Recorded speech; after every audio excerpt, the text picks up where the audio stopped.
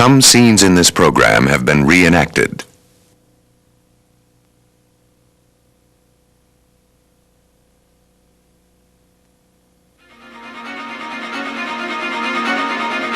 A car bomb hurls investigators down a dark and twisted path. At the end is one woman with many deadly secrets. A bustling emergency room is brought to its knees with the arrival of a dying woman. Scientists try to determine what might have turned her blood to toxic gas. A Florida family is mysteriously sickened. The mother suffers a lingering death. Before police can catch the killer, they must first find the source of the poison. The most subtle of killers is absolutely silent, working from the inside out to turn its victim's body against itself. When chemistry goes wrong, scientists struggle to determine what constitutes a lethal dosage.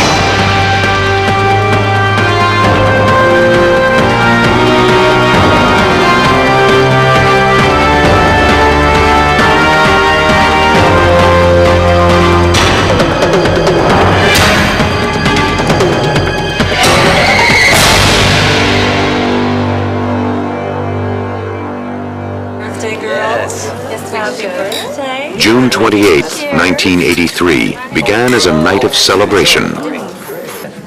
Judy Buenoano met her boyfriend, John Gentry, and the women who worked at her beauty salon at a Pensacola, Florida restaurant. They gathered to present one of the employees with a pendant in honor of her birthday. As the dinner was finished and the party wore down, Judy suggested that John go to the liquor store for some champagne so they could continue celebrating elsewhere.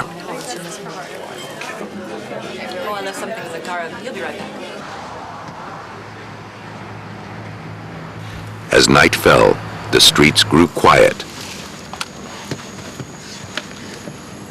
But the silence would be shattered in an instant.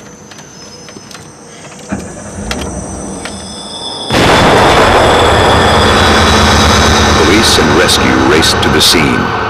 Gentry was rushed to the hospital, shrapnel embedded in his back. At first, investigators weren't sure if the explosion was due to mechanical failure or an attempt on Gentry's life. But even a cursory look at the crime scene revealed the blast to be no accident.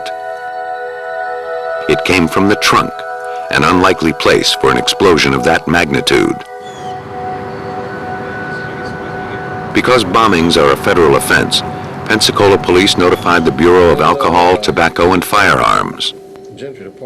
By the extent of the blast, ATF agents estimated 2 sticks of dynamite were used, rigged to the taillights by yellow and orange wire. Gentry was lucky to have escaped with his life. As the ATF investigated the scene and the crime photos, Pensacola police sought to find out who would benefit from Gentry's death. That task fell to Detective Ted Chamberlain. What we usually do is we look into insurance policies of the victim, and that's what we did with Gentry. And we looked into and we found he did have a large insurance policy on him. The beneficiary was Judy Buenoano, Gentry's girlfriend. But that wasn't surprising. The two were starting a business together. By itself, the information meant nothing. Chamberlain needed more to go on.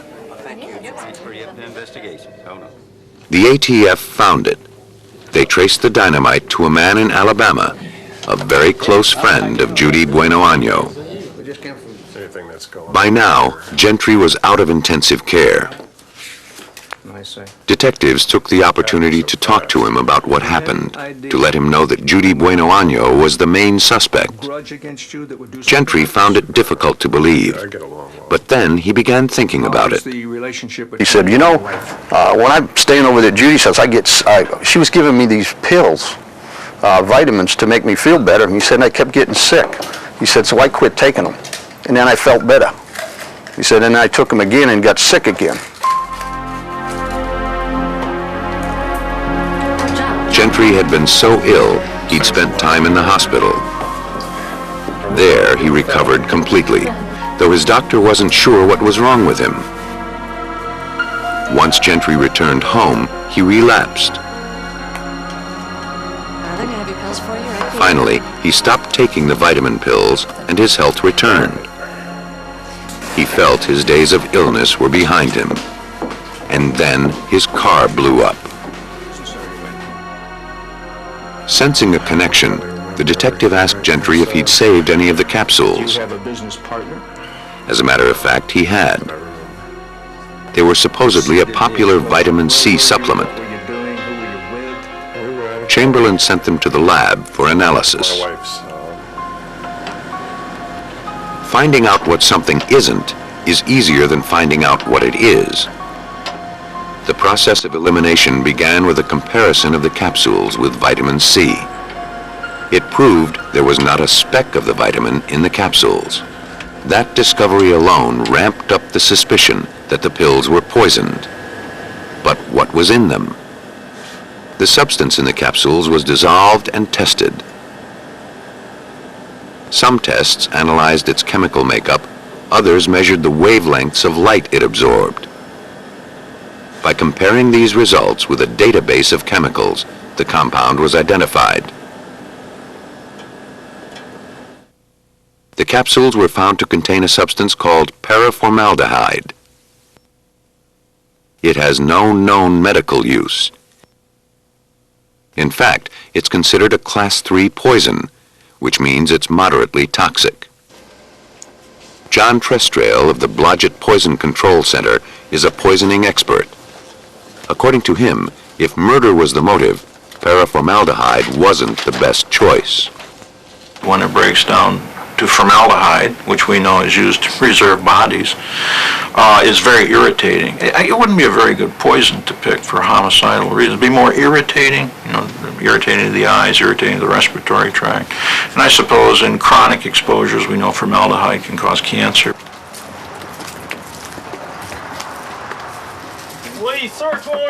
Gentry's story, bolstered by the tampered pills and the explosion, gave Chamberlain ample grounds to obtain search warrants for Buenoano's home and beauty salon.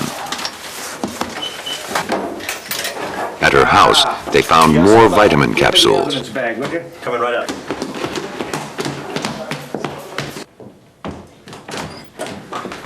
Okay. I'll check the closet. Yeah, I had something like that when I was a kid. Basket. Oh, I got something. In her son's closet, they found wire that resembled the wire used to blow up the car. This. What you got?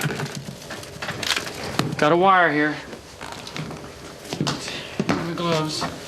So we sent that off to the lab, and they sent us back pictures of the wire and the color coding and striations of the wire. One taken from the piece of the bomb that was gone, and the one from the boy's room, and you put them together, it was just like matching up ballistics on bullets. I mean, they looked exactly alike, and that was real good evidence. Hi, I'm Detective Robert Beasley. This is an official investigation. While one group of officers searched the house, another group was at work collecting chemicals from Buenoano's salon. I'm not sure either, but let's back. For Judy Buenoano, paraformaldehyde would be a poison of opportunity. Powders and stuff. Be careful with it. Don't. The chemical is used in beauty salons as a disinfectant.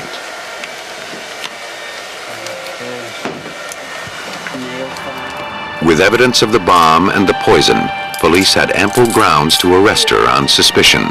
Yep. The bombing made her a suspect in a federal crime.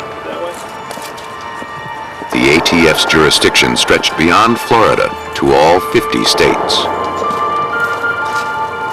Having failed at both poisoning and blowing up her lover, Buenoano seemed like a two-time loser. But as investigators checked her background, they began to suspect that she may have just been in a slump.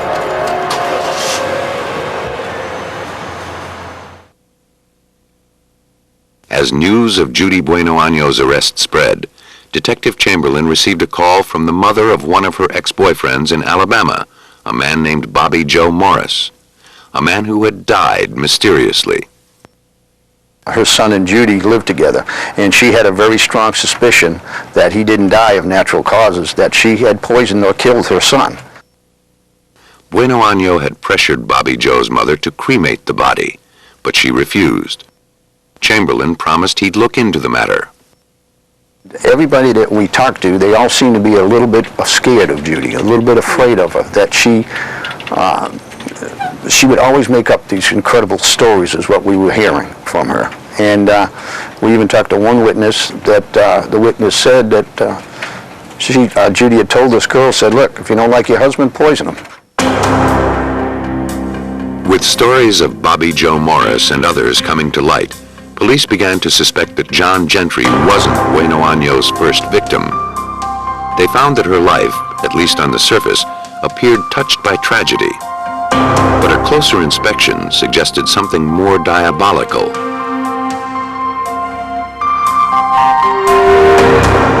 Judy lost her husband, James Goodyear, in 1971. 3 months after he returned from Vietnam, he lapsed into delirium and died. What a great day for a stakeout. After his death, Judy changed her name from Judy Goodyear to Judy Buenoano, the Spanish translation of her husband's surname. The deeper Chamberlain dug, the darker Judy's past became. Bodies were beginning to tumble out of her closet. You'd open up one door and go in it, and it would lead to about 5 or 6 more doors. That was the problem with her. You know, it just didn't look like it was ever going to stop. You know, we kept finding bodies everywhere. One of those bodies was her own son, Michael Goodyear. He joined the Army in 1979. Shortly after visiting his mother while on leave, he became ill. Tests showed exposure to arsenic. Because his job involved working with the substance, it was assumed that he'd inadvertently ingested some. He soon began to lose the use of his arms and legs, and he was discharged. His first day home, Judy and her youngest son took Michael on a canoe trip near their home. Despite the fact that Michael wore heavy braces, he had no life jacket.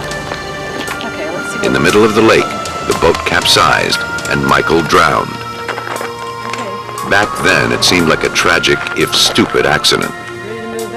But now, Chamberlain wasn't so certain. Too many men in Judy Buenoano's life had come to an untimely end. A sinister pattern was taking shape. While Judy awaited her day in court for the attempted murder of John Gentry, Chamberlain gathered evidence of homicide she may have gotten away with, at least so far. He learned that Judy's husband, James Goodyear, showed symptoms consistent with any number of illnesses, among them arsenic poisoning. If he was poisoned, the evidence was buried with him. 12 years after his death, his body was ordered exhumed to look for proof. And when you exhume a body looking for one of the heavy metals like lead, thallium, arsenic, antimony, these are all elements. Elements have been around since the solar system was created. They're just as detectable today as they were 250 million years ago and 250 million years down the road from now. So when you talk about digging up a body looking for arsenic, if it was in that body when it went in the ground, it's going to be in that body until it disintegrates. Goodyear had been autopsied at the time of his death, but the medical examiner wasn't looking for poison, so he didn't find any. Almost anything can be poisonous if enough is swallowed, so no single test can be used to detect all poisons. The analyst must be guided by his knowledge of the symptoms so he can narrow the field and test for specific poisons. Arsenic tends to concentrate in the heart, liver, lungs, and kidneys. Samples of each were tested for the toxin. Arsenic can take down a person in an hour or a year, depending on how much he ingests. A single large dose kills quicker than small doses over a longer time. A faster death means the poison would have less time to damage organs. Goodyear's lingering death suggested cumulative long-term poisoning. The ravaged condition of his organs bore that out. The diagnosis was crucial and incriminating because it made accidental poisoning less likely. Since James and Judy Goodyear lived in the same house, it seemed reasonable that they'd both be exposed to arsenic if the hazard were present. But Judy never showed any symptoms. Next, the medical examiner set out to determine how much arsenic was present in Goodyear's system. The victim's hair and nails provided a handy yardstick.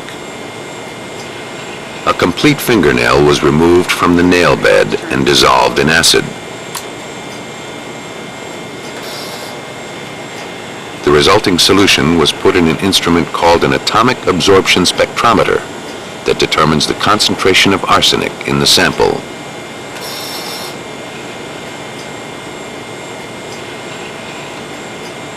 The amount of arsenic a person swallows is proportional to the amount in the victim's hair and nails.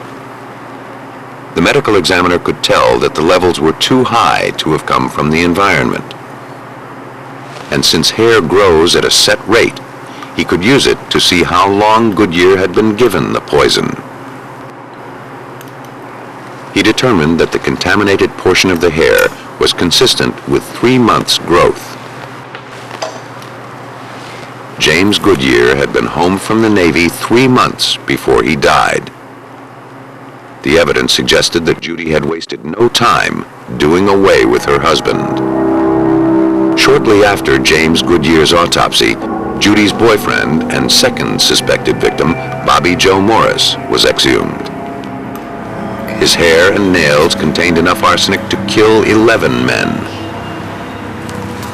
It appeared that over a 12-year period, Judy Buenoano managed to fatally poison 2 men and poison and drown a third.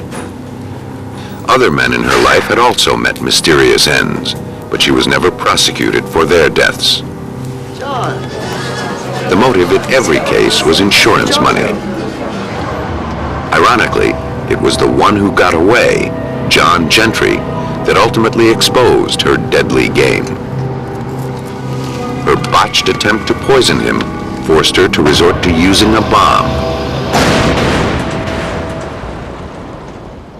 On the surface, the choice may seem bizarre, but to poison expert John Trestrail, the difference between bombs and poisons is only a matter of degree. I personally believe there's a great similarity between the psychological profile of a bomber and a poisoner. Because what is a poison other than a chemical bomb? It doesn't make any noise. The effect is the same. You blow up the victim. Poisoning is more subtle and may at first go undetected. But there's no statute of limitations on murder, and poison leaves its traces for a very long time. One clue is all it takes to expose the truth. And of course, every poisoner looks for the perfect poison that's undetectable. And my answer is, what would you call it? If it's got a name, don't you have to see something to name it? And if you see it, is it not detectable? So there is no perfect, non-detectable poison. Judy Buenoano received 12 years for bombing Gentry's car, life in prison for the drowning death of her son, and is on death row for poisoning her husband. For the death of Bobby Joe Morris, there was simply no punishment left to give her. She is one of only 48 women ever sentenced to death in the United States.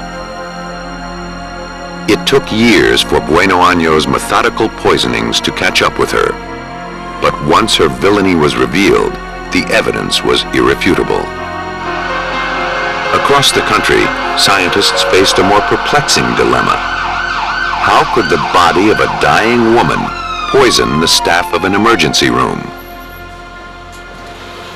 Just after 8 p.m. on February 9, 1994, paramedics whisked 31-year-old Gloria Ramirez into the emergency room at California's Riverside Hospital. Her boyfriend called because she collapsed and had trouble breathing. The paramedics related to the ER staff that the patient had cervical cancer, but she hadn't yet begun chemotherapy. In fact, there was nothing in her record to prepare the ER for what was to come. When Ramirez arrived at the emergency room, she already had an oxygen mask on her face. Then her heart rhythm began to fluctuate, and the staff tried to shock it back to normal. It wasn't working. A nurse drew blood to run some tests. And that's when the well-choreographed chaos of the emergency room began to fall to pieces. Ramirez's body began to take on an oily sheen. The nurse drawing the blood complained of a strange odor. She handed the hypodermic to a physician. Then she passed out.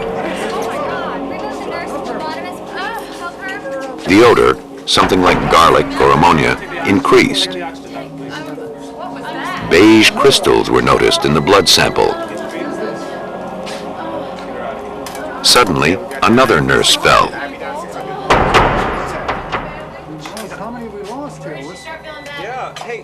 In short order, another nurse became dizzy and went to the nurses' station to rest.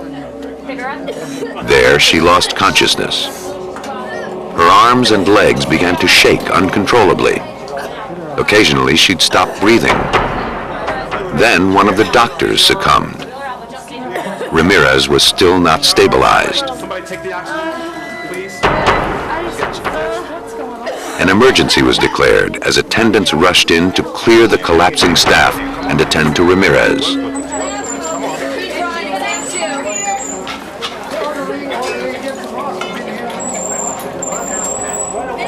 As the emergency room was evacuated, gurneys were wheeled into the parking lot. Unable to cope with the bizarre onslaught, Riverside sent its staff and patients to other hospitals. The caregivers suddenly became the patients. Bedlam ruled, and at its center lay a helpless, dying woman.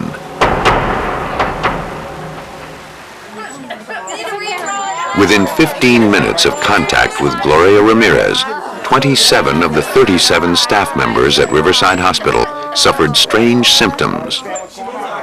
Respiratory therapist Maureen Welch was one of them. After I awoke, outside was very sick. Uncontrollable tremors, nausea, retching, difficulty breathing.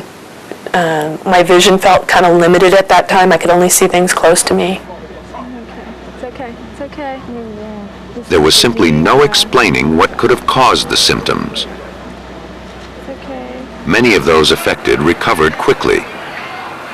Others spent weeks in the hospital.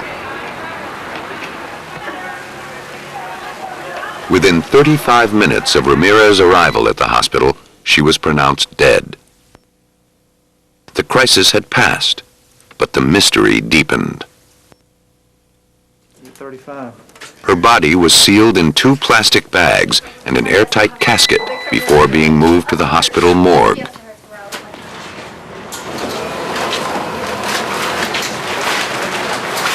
To find the cause of the catastrophe, the Riverside Hazardous Materials, or HAZMAT team, arrived suited for battle. Ductwork, sewage lines, plumbing, and waste disposal were thoroughly checked. The air in the emergency room was electronically sniffed for toxic gases, solvents, or chemicals. Nothing was overlooked, and nothing could explain what happened. They're on the sink, put them in the biohazard bag. Once the emergency room was given a clean bill of health, suspicions turned to the patient. An autopsy revealed nothing extraordinary. Gloria Ramirez died of kidney failure as a result of her cancer. Dissatisfied with the findings and desperate for an explanation, hospital officials sent blood and tissue samples from Ramirez to Lawrence Livermore National Laboratory, 60 miles east of San Francisco. Solvents were added to Ramirez's blood sample. Organic chemicals in the blood were dissolved, leaving water and blood cells behind. The result is a highly concentrated extract of the chemicals in the blood. Brian Andresen is the director of the center. Here in our laboratory are very precise analytical tools that allow us to look at every chemical that we extract from the blood sample and actually determine the chemical structure and even get concentrations, all down at ultra-low concentrations. Identifying the chemicals took a two-pronged approach. First, the extract of Ramirez's blood was heated in a gas chromatograph until it vaporized. Because every chemical vaporizes at a different rate, the components separated.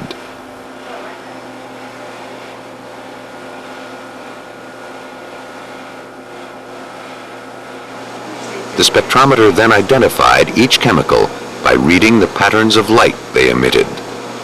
The results were then plotted on a computer in the form of peaks and valleys. What would Ramirez's blood reveal? Every peak here is a different, unique chemical that was in the blood of Mrs. Ramirez. And things stand out. It's very obvious. This is all Tylenol or acetaminophen is right here. Cholesterol is here, other drugs, and a very unusual chemical that we initially discovered, which was right here.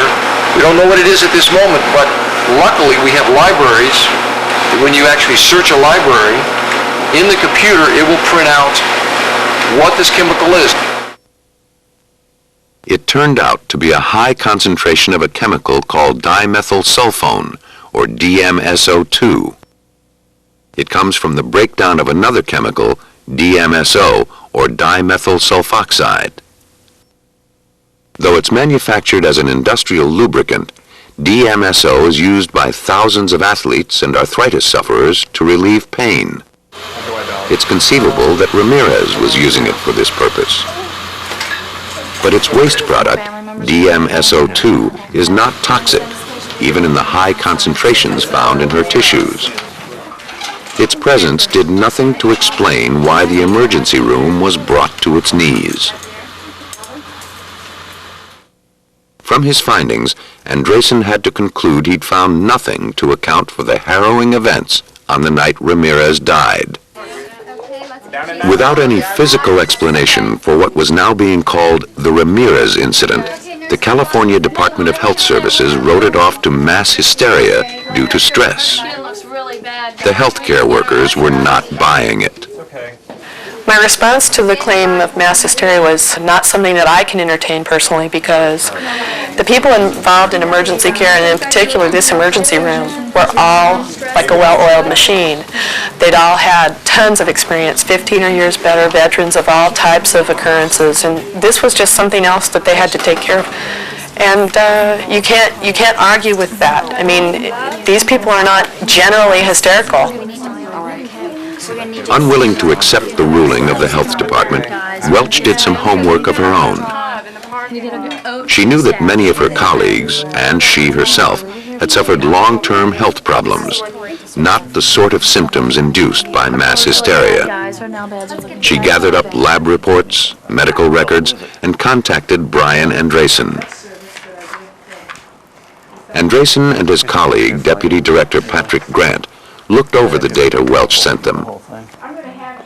They focused on the one compound that didn't seem to fit. Basically, I came back into my office and started looking up compounds in the Chemist's Bible, the Merck Index. Looked up dimethyl sulfoxide and dimethyl sulfone, and fortunately, they're right there together in language even a nuclear chemist can understand. And at that point, I realized that oxidation was the connector between the two.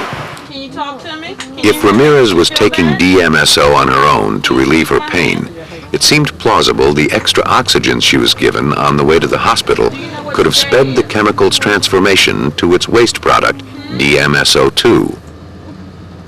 DMSO is oily and has a garlicky smell. That could explain the sheen on Ramirez's skin and the odor in the emergency room.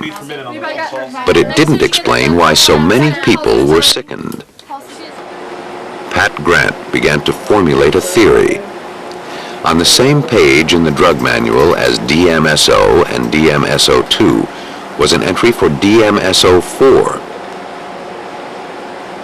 The only difference between the two compounds was more oxygen, but it was a crucial difference.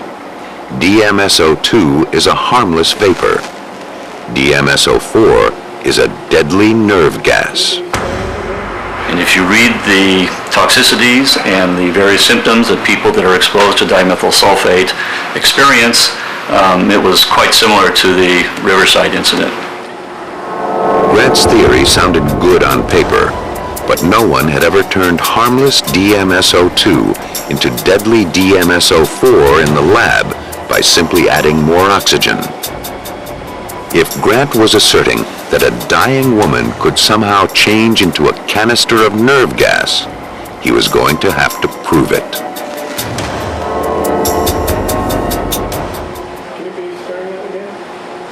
The scientists at Lawrence Livermore National Laboratory had a daunting task ahead of them.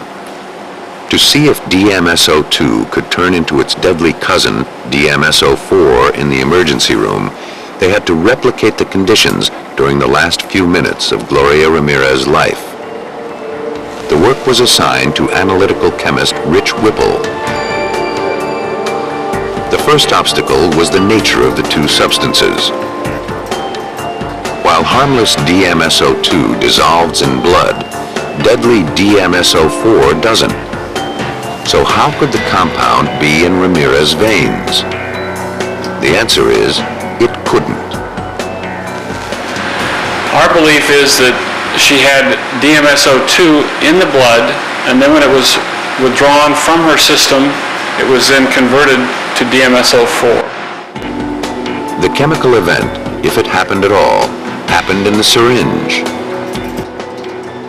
Using a substitute for human blood, Whipple performed an experiment to show how a change in temperature could change the form of the chemical.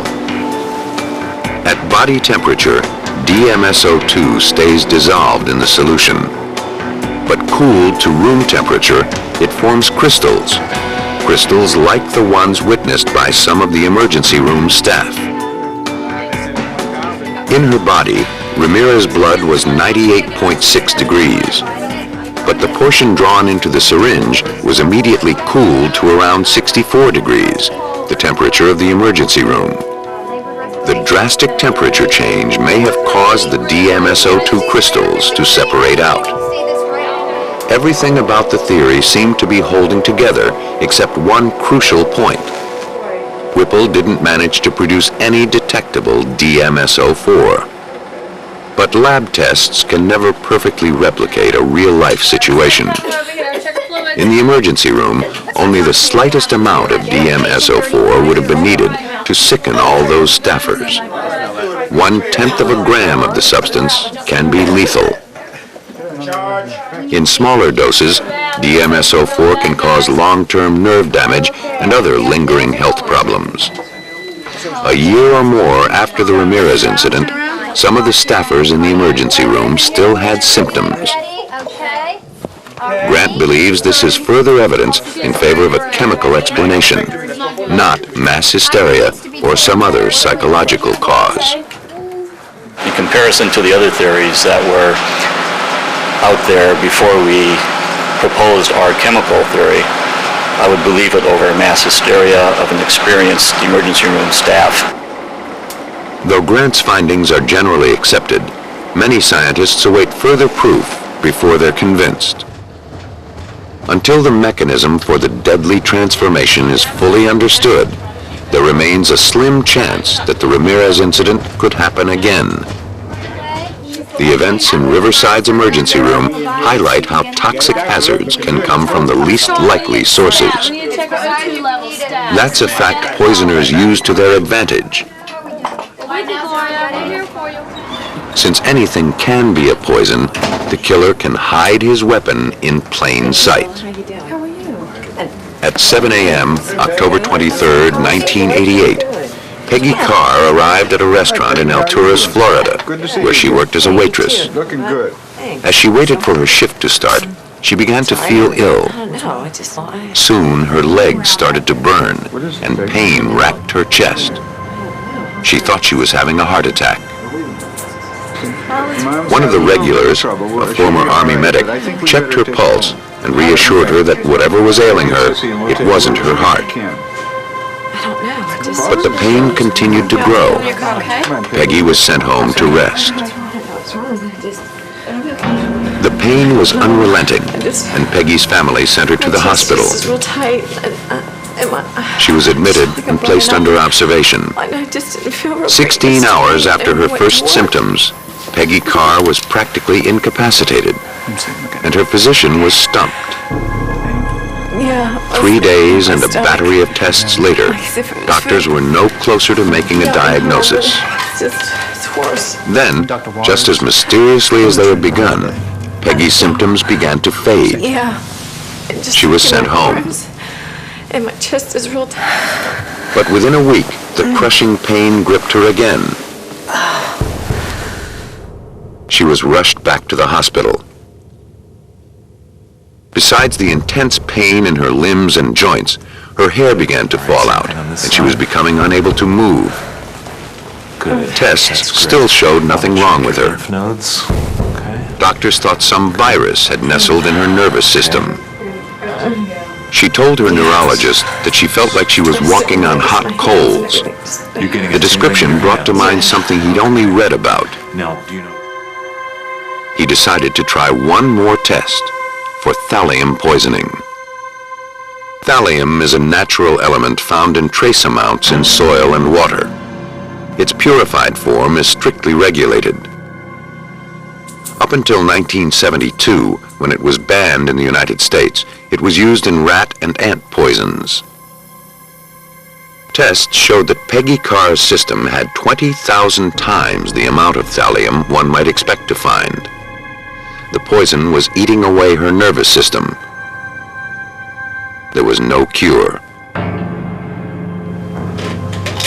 At first, Peggy's poisoning was considered accidental. Tests on her family revealed that everyone in the Carr household had traces of it. Oh, we can't decide.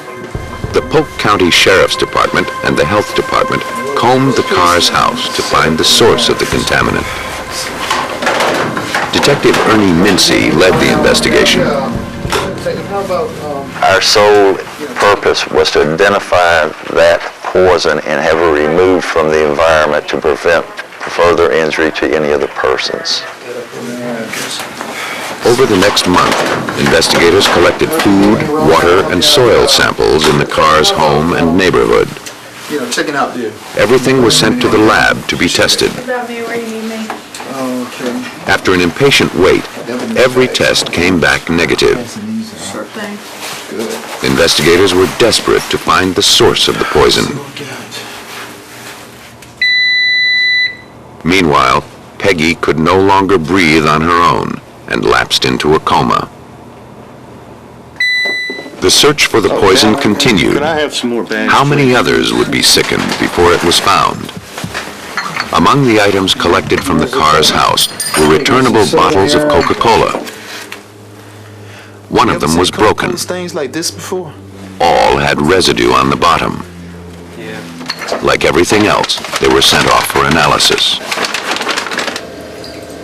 The bottles joined the ranks of dozens of items collected from the Carr's house. Each had been subjected to the same test.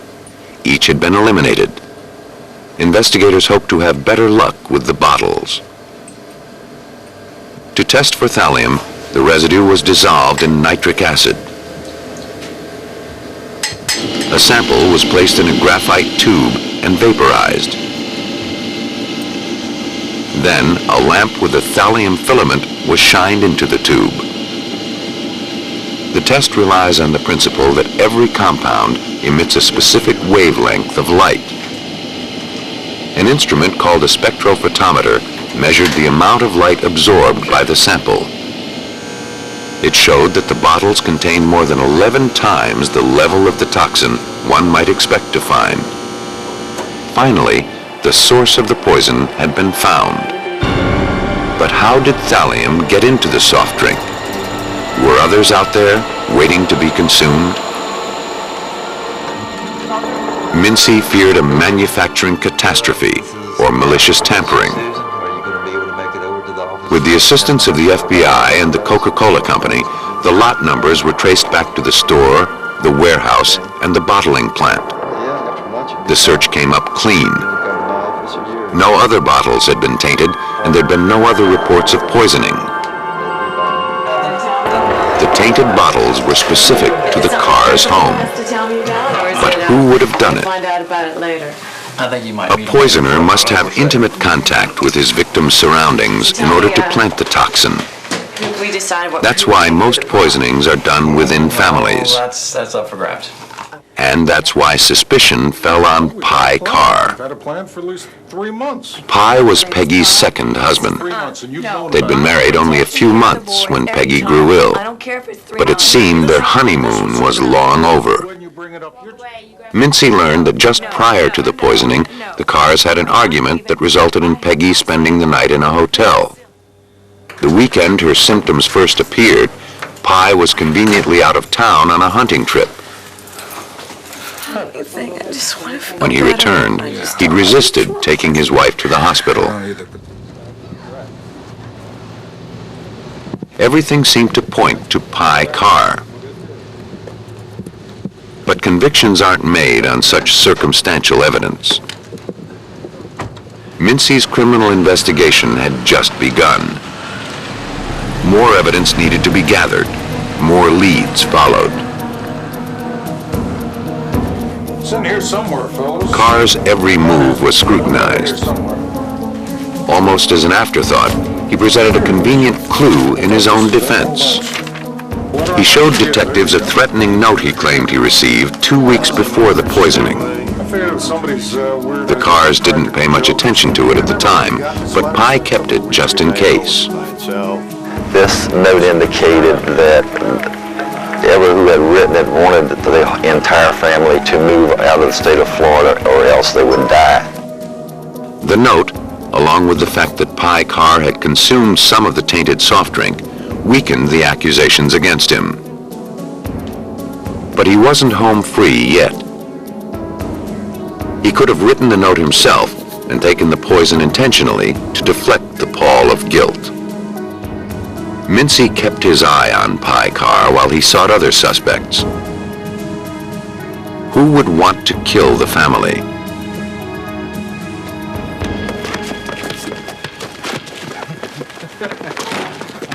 Mincy learned that the Carrs didn't get along with their neighbors, George Trepal and his wife Diana. Several weeks before the poisoning, Peggy and Diana almost came to blows over the Carrs' loud music. It hardly seemed like grounds for attempted murder. To find out more about the icy relationship between the neighbors, Mincy paid a visit to George Trepal. Trepal's reaction to the subject of the Carrs was unexpectedly harsh. He went into a tirade about the problems with these red-necked children and family that lived next door to him. Their kids make all kinds of noise, play the radio real loud. Then Mincy asked him why he thought anyone might want to harm the family. He quoted the threatening letter the Carrs had received weeks before verbatim. He said exactly what was in the note. Nobody else knew of its existence, nobody else except law enforcement. At that moment, George Trepal became the prime suspect. But Mincy had no more to go on with Trepal than he had with Peggy Carr. So he began looking into Trepal's surprising past. Trepal was an eccentric man who enjoyed creating games and crafting scenarios. He also belonged to Mensa, an elite society of people whose IQs are among the top 2% in the world. He and his wife were trained chemists. What's more, the quirky genius had done time for masterminding one of the largest amphetamine manufacturing operations in the Southeast. Thallium is sometimes used to make amphetamines. According to John Trestrail, Tripal had the means and the mind to orchestrate a poisoning. They can plan a script of a death. She'll be here and she'll be eating this, and then she'll do this, and I'll do this, and it's all laid out. So I think this takes a great deal of intelligence to plan this out. This is not a brute force weapon. This is mind, not muscle. But what would his motive be? In his prison records, Mincy found a letter Tripal wrote complaining to officials about his fellow inmates' radios. As hard as it was to believe, loud music seemed to be an overwhelming sore point for him. On March 3rd, 1989, Peggy Carr died after lingering in a coma for 3 months. Mincy now had to prove that Tripal was a murderer. With nothing but the flimsiest circumstantial evidence, Mincy couldn't get a search warrant for Tripal's house. The only way to crack this case was to outsmart the certified genius. After several months of background checks on George Tripal, Detective Mincy was confident he poisoned Peggy Carr. All he needed was proof. But Tripal was too clever to leave clues out in the open. Mincy needed to get inside his house and get inside his head. To carry it off, he needed someone to befriend the alleged killer, win his confidence, and then betray it. For this deadly game, he counted on Special Agent Susan Gorick. She became Sherry Gwynn, a woman on the verge of divorce who counted on Tripal's shoulders to cry on. She met him at a party that he organized for Mensa members. Its theme was murder. I learned a lot about his personality and about his habits, about his associates. One of the things that I learned was that he did have a large ego. I did use my personality of Sherry to play off of that ego and to get him to talk more. And I used that to my advantage. Oh, I tell you, I don't think you can ask for The friendship blossomed slowly, forcing Gorick to maintain her Sherry Gwynn persona for a full year. Convoluted, you never know who's doing All the while, she lived in fear that Tripal would see through her masquerade, putting her life in danger. In fact, I might write every Slowly, she gathered what evidence she could to build her case, hoping he'd tip his hand. As the months went by, she didn't have much. I gained a multitude of small evidence, small statements that all put together was overwhelming. But if you looked at one small statement, it did not look like a lot of evidence. Like playing an excruciating game of hangman, Gorick slowly drew her picture of Tripal as the murderer. But even after a year, she was still waiting to add that final stroke essential to win the game. Finally, in December 1989, Gorick got the break she needed. Tripal and his wife moved out of town and allowed Sherry Gwynn to rent their house. As a tenant, she could search the entire property without a warrant. She'd gotten all she could out of Tripal. Perhaps now his house would give up his secrets. She called in the Polk County Crime Scene Unit. They combed the premises, collecting whatever they could find. Believing Tripal would be too smart to have kept any thallium around his house, they looked for its telltale residue. I truly believe that if we were going to find thallium, that it would probably be either in the air conditioning filter or possibly down one of the drains. And we spent a lot of time with the crime scene people swabbing the drains, trying to get any residue that he may have poured out. While some investigators were in the house looking for trace evidence, others collected vials of chemicals from the garage. Everything was labeled and sent to the FBI for analysis. Months went by before the results came back. I assumed because it took so long with the lab report that they didn't find anything. But Gorick was wrong. When the reports came back, they showed that one of the vials, picked up from the workbench in Tripal's garage, contained thallium powder. For Gorick and Mincy, 15 months of deception paid off. The evidence to convict George Tripal of poisoning the cars was in hand. At Tripal's trial, it was clear that he was a killer without a conscience.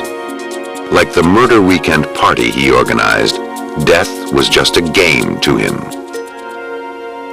George Tripal had absolutely no remorse for his action.